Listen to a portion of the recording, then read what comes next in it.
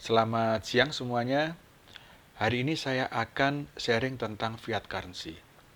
Karena beberapa hari yang lalu ketika saya membaca beberapa komentar di YouTube, ada salah satu rekan yang minta dibikinkan sharing tentang fiat currency. Melihat request ini, saya berpikir, bener juga ya. Kita sharing itu harus mulai dari awal banget, dari basic banget. Percuma juga kalau kita misalnya sharing itu yang advance. Kemarin saya bicara tentang gimana caranya bikin note. Terus kemudian sharing tentang SHA-256 dan seterusnya dan seterusnya. Dan saya mikir sebenarnya kalau kita bicara tentang sesuatu yang advance, orang-orang yang tertarik untuk mengikutinya itu adalah orang-orang yang sudah mengerti Bitcoin. Tapi kalau kita pengennya adalah masyarakat itu adopsi Bitcoin, maka penjelasannya harus mulai dari paling basic dulu sampai kemudian kenapa Bitcoin itu bisa solve that problem. Dalam sharing kali ini, saya ingin membahas 3 bagian besar, yaitu satu, sejarah dari fiat currency, dan yang kedua, kenapa menyimpan fiat currency ini sangat merugikan kita karena daya belinya semakin turun. Dan yang ketiga, kenapa Bitcoin itu bisa sebagai salah satu cara untuk keluar dari lingkaran setan yang membuat fiat currency ini hancur daya belinya. Oke teman-teman semua, sebelum saya sharing lebih lanjut, saya akan sangat berterima kasih kalau rekan-rekan klik like button dan juga subscribe di channel ini. Mungkin sebelum lebih jauh menjelaskan tentang fiat currency, kita akan bicara definisi dari currency itu sendiri apa. Apa sih yang bisa disebut currency? Kenapa sebuah benda itu bisa disebut currency atau mata uang? Dan kenapa benda yang lain itu tidak bisa disebut sebagai currency? Teman-teman semua, untuk bisa disebut currency, sebuah benda, apapun itu, mau batu kek, mau logam mulia kek, mau batu mulia kek, mau kerang kek, intinya kalau dia itu memenuhi 3 hal ini, maka dia bisa disebut currency atau mata uang. 3 hal ini adalah, satu, bisa sebagai alat tukar. Kalau misalnya dalam sebuah komunitas atau sebuah masyarakat itu menerima kulit kerang sebagai alat tukar, maka ya nggak masalah. Artinya benda itu sudah memenuhi syarat sebagai alat tukar. Yang kedua, mata uang atau currency itu bisa dipakai store of value. Artinya apa? Artinya kalau misalnya saya tidak mau membelanjakannya sekarang, misalnya, maka saya bisa menyimpannya dan kemudian membelanjakannya nanti di kemudian hari. Store of value. Katakanlah buah pisang. Satu tadi sebagai alat tukar bisa dia. Tapi sebagai store of value bisa nggak? Artinya kalau misalkan pisang ini saya simpan dan kemudian nantinya saya gunakan untuk sebagai alat tukar, masih bisa nggak? Kalau busuk ya udah nggak bisa, kalau hancur ya udah nggak bisa. Artinya pisang tersebut tidak memenuhi unsur dari store of value. Alat tukar iya, tapi store of value tidak. Jadi pisang tersebut tidak bisa dikatakan sebagai currency. Kalau kulit kerang gimana? Kalau kulit kerang bisa disimpan dan kemudian nantinya saya bisa gunakan itu untuk sebagai alat tukar, maka dia bisa disebut sebagai store of value, memenuhi kaidah store of value. Jadi biasanya untuk store of value ini kita membutuhkan barang-barang atau benda-benda yang kuat, tidak cepat busuk, dan seterusnya, dan seterusnya. Yang ketiga, itu adalah sebagai unit of account. Kita bicara tadi dengan kulit kerang misalnya. Oh, kalau misalnya kulit kerangnya itu kecil misalnya ya, masih kecil, kerangnya kecil gitu misalnya, maka value-nya sekian. Atau kerangnya lebih gede, value-nya sekian, lebih tinggi lagi. Kalau lebih gede lagi, lebih tinggi lagi, dan seterusnya, dan seterusnya. Maka dia memiliki unit of account. Nah, teman-teman semua, kalau misalnya kita bicara logam mulia, ini bisa kita lihat nih bahwa logam mulia itu memenuhi semua karakter sebagai tiga karakter ini sebagai currency atau sebagai mata uang. Dia memiliki bisa dipakai sebagai alat tukar. Jadi kalau misalnya Anda punya emas 1 gram misalnya, kalau misalnya Anda mau tukar, mau beli dengan 1 gram itu, dengan 1 gram itu Anda bisa membeli barang dengan harga 1 juta misalnya, maka dia bisa sebagai alat tukar dan semua orang menerima gitu. Terus kemudian si emas tersebut memiliki karakter sebagai store of value. Artinya kalau nggak saya mau belanjakan sekarang, saya mau belanjakan nanti-nanti, bisa juga. Dan dia juga memiliki unit of account dalam arti kalau misalnya beratnya itu 1 gram nilainya sekian, setengah gram nilainya sekian, 2 gram dan seterusnya memiliki nilai-nilai tertentu berdasarkan beratnya dan kemurniannya. Nah, kalau kita sudah tahu tentang apa itu currency, ya, sekarang kita akan melihat sejarahnya currency. Sebenarnya, tipe-tipe dari currency itu bisa dibagi menjadi 3 bagian saja. Yang pertama adalah commodity currency, ya. Yang kedua adalah representative currency, dan yang ketiga itu barulah fiat currency. Oke teman-teman semuanya, saya mau menjelaskan satu persatu. Pertama, tentang commodity currency. Commodity currency itu apa sih? Commodity currency itu adalah mata uang di mana bentuk dari fisiknya tersebut itu actual komoditinya.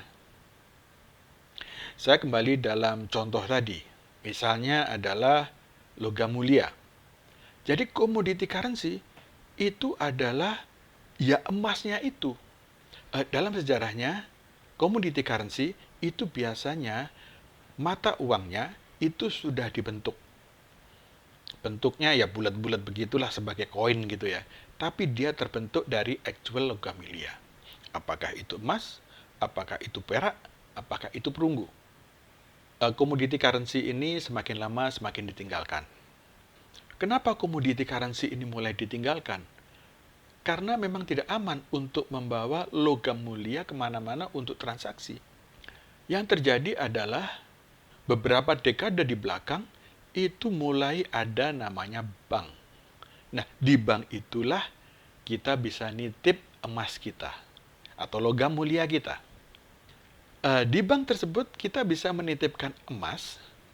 Katakanlah kita menitipkan emas 10 gram gitu ya. Maka bank tersebut akan mengeluarkan nota atau kwitansi gitu ya kali ya. Kwitansi yang menyatakan bahwa saya memiliki emas di bank tersebut.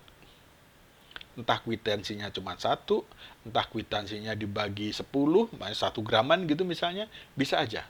Dan saya bisa menggunakan kwitansi tersebut atau nota tersebut sebagai alat transaksi. Kalau saya membeli sesuatu, saya bilang, saya punya emas nih di bank itu. Ini notanya, kalau mau lu ambil emasnya, ke sana aja, bawa ini, lu akan dapat. Karena di sana saya cuma nitip kan. Jadi kalau misalnya ada orang ngambil membawa nota itu ya tinggal ngambil aja. Nah, seperti itu adalah representative currency. Representative currency ini dipakai cukup lama ya di dunia modern. Itu sampai tahun 70-an kalau nggak salah. Sampai tahun 1970, hampir semua negara, ketika dia mengeluarkan mata uang di negara tersebut, itu menggunakan konsep representative currency. Di mana mereka punya simpan, atau setiap negara, di mana setiap negara itu memiliki simpanan emas, dan kemudian negara mencetak uang yang di-backup oleh emas tersebut. Artinya, kalau misalkan dia mencetak uang, seluruh uang yang dicetak oleh negara tersebut itu harusnya tidak boleh melebihi simpanan emas yang ada di situ. Jadi saat itu gampang kalau kita mau lihat negara mana yang kaya dan negara mana yang miskin, ya dilihat aja simpanan emasnya yang paling banyak mana gitu. Itu adalah representative currency. Dan Saat itu kalau kita bicara sejarahnya ya, terjadi Perang Dunia I, Perang Dunia II, dan kemudian ada negara-negara pemenang perang itu ngumpul ya. Terus kemudian ngumpul ini kan mereka mau istilahnya membuat patokan lah berapa sih nilai nilai mata uangnya masing-masing gitu ya. Masing-masing negara tuh dipatokinya kemana. Dan mereka berkumpul kemudian sepakat bahwa mereka akan menggunakan US dollar, jadi mata uang Amerika Serikat, sebagai patokan untuk semua mata uang yang dikeluarkan oleh negara-negara lain. Kenapa Amerika Serikat yang dipakai sebagai patokan? Karena satu, Amerika ini memiliki simpanan emas yang sangat banyak. Karena dia pemenang perang. Dia ngambil emas di Jerman, begitu Jerman kalah, emasnya diambil semua, dibawa semua ke Amerika sana. Yang kedua, dia paling kuat. Kalau ada yang mau nyerang terus ngambil emasnya, nggak mungkin menang lah gitu. Nah, itu sampai tahun 1970. Karena apa? Ternyata Amerika juga culas gitu ya. Amerika cheating dalam arti ketika dia menjadi patokan dari seluruh mata uang di dunia, Amerika ini nyetak seenaknya. Ya mungkin perang dan segala macam dia cetak aja udah jebret. Prancis tahu, wah Amerika nih kayaknya dia nyetak duit seenak udel nih. Dan dia beberapa kali mengembalikan US dollar yang didapat dari trading dengan negara-negara yang lain ke Amerika dan meminta emas sesuai dengan janjinya Amerika Serikat pada saat itu. Dan kalau dia minta nggak sedikit, bahkan ngambilnya harus pakai kapal perang juga waktu itu. Nah, sepertinya negara-negara lain juga mulai mencium gelagat ini dan kemudian mereka juga mulai mengembalikan US dollarnya dan minta, karena Amerika memang mencetak uang jauh lebih banyak daripada simpanan emasnya, akhirnya Amerika kewalahan dan tidak bisa memberikan emas. Pada tahun 1970-an, Amerika akhirnya menyatakan bahwa US dollar tidak lagi di-backup oleh emas. Disitulah lahir fiat currency. Artinya apa?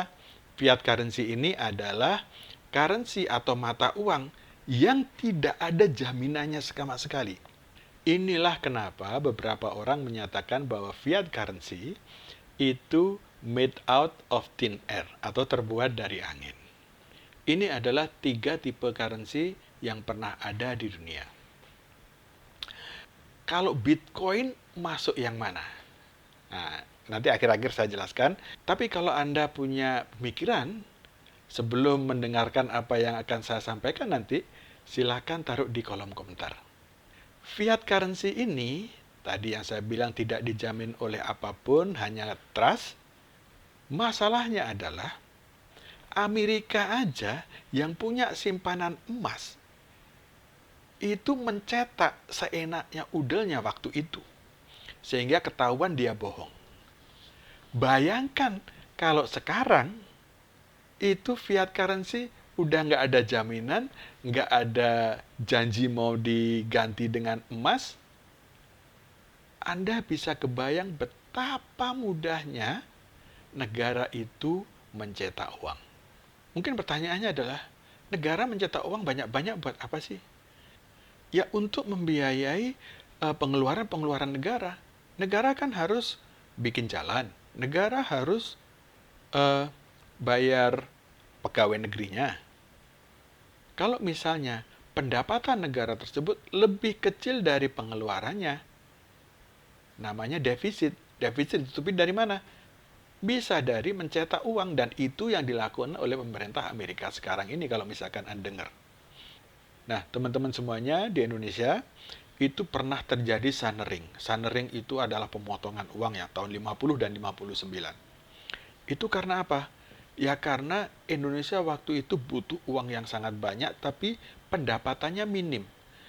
Sehingga untuk membayarkan pengeluaran-pengeluaran tersebut, Ya paling gampang adalah cetak uang.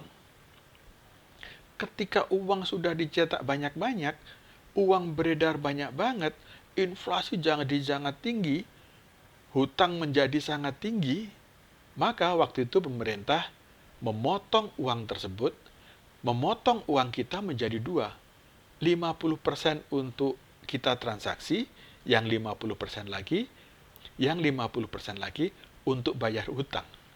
Jadi saat itu daya beli kita langsung anjlok separuh. Uang kita kalau misalkan dulu 1.000 menjadi 500 perak. Tahun 59 terjadi lagi. Dari 1.000 menjadi 100, 90% disikat, habis. Banyak sekali orang waktu itu yang lumayan kaya langsung kolaps. Uangnya habis, hilang. Daya belinya hilang. 90% di tahun 59. Banyak banget yang gila waktu itu.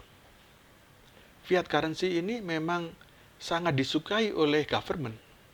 Karena memang dengan fiat currency ini, dia bisa menjadi salah satu alat untuk mengontrol masyarakat. Kalau dia nggak mau masyarakatnya belanja terlalu banyak, gunting aja tuh. Atau di sunring aja tuh duitnya. Selesai sudah, nggak bisa belanja Anda. Nggak bisa belanja banyak. Kalau pengen masyarakatnya ya miskin-miskin, inilah intinya, yang penting miskin terus kemudian nggak terlalu berontak gitu ya. Dibikin miskin itu bisa pakai fiat currency. Bahkan sekarang ini teman-teman, untuk mencetak uang itu mah nggak perlu mencetak. Nggak perlu uang kertas. Tinggal memasukkan angka di sistem, maka uang beredar akan langsung nambah. Misalnya waktu kemarin sedang pandemi, bantuan sosial segitu gede, berapa? 600.000 per orang, ya. 3 bulan berturut-turut. Emang duit dari mana? Masukin aja angkanya ke sistem, dan kemudian sistem dengan cepat bisa membagikan uang tersebut ke setiap orang. Tapi masalahnya adalah, again, ketika uang bertambah, maka nilainya jadi menurun. Mudah-mudahan Anda mengerti kenapa memiliki fiat currency dan menyimpannya untuk jangka waktu panjang itu sebenarnya sangat berbahaya untuk kesehatan finansial kita. Jadi hati-hati ketika Anda punya fiat currency, itu jangan disimpan lama-lama. Anda harus jadikan sebuah aset.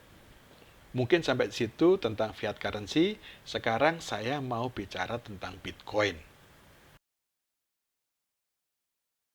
Dari 3 tipe currency tadi, komoditi, dan juga representatif, dan juga fiat currency, ini termasuk yang mana sih?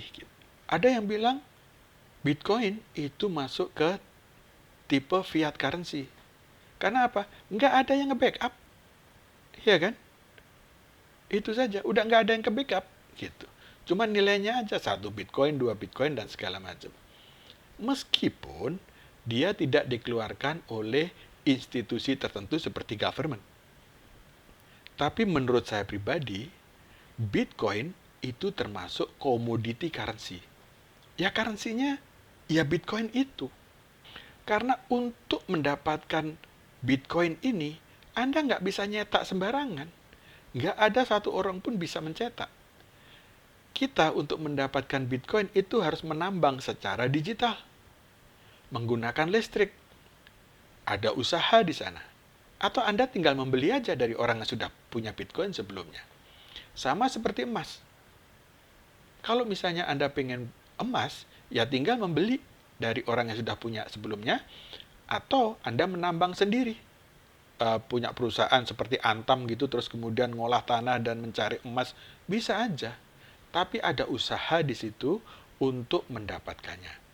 Kalau fiat nggak perlu usaha, tinggal ngetok aja, tinggal ngeprint aja gitu.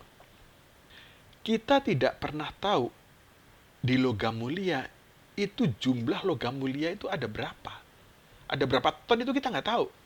Ya kita bisa mengira-ira, tapi kita tidak tahu persis berapa jumlah atau berapa ton logam mulia yang ada di dunia ini. Emas Kalau misalnya banyak orang yang mau menggunakan atau demand-nya tinggi sekali, gue yakin Antam itu akan kerja 24 jam sehari. Kalau ada 48 jam sehari, ya dia pasti akan kerja 48 jam sehari. Intinya, Antam itu bisa meningkatkan produksi untuk bisa menambang emas sebanyak mungkin. Di Bitcoin nggak bisa. Sehingga yang terjadi adalah tidak ada inflasi. Dan Anda bisa menggunakan value yang ada di Bitcoin tersebut untuk dibelanjakan nanti 10 tahun lagi. Tidak masalah. Sama seperti emas tadi. Tidak masalah kalau Anda simpen terus kemudian Anda pakai belanja 10 tahun lagi.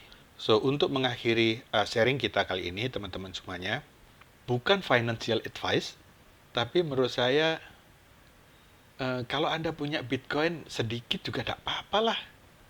Kalau Anda belum percaya, kalau saya sih sebisa mungkin sebanyak mungkin deh.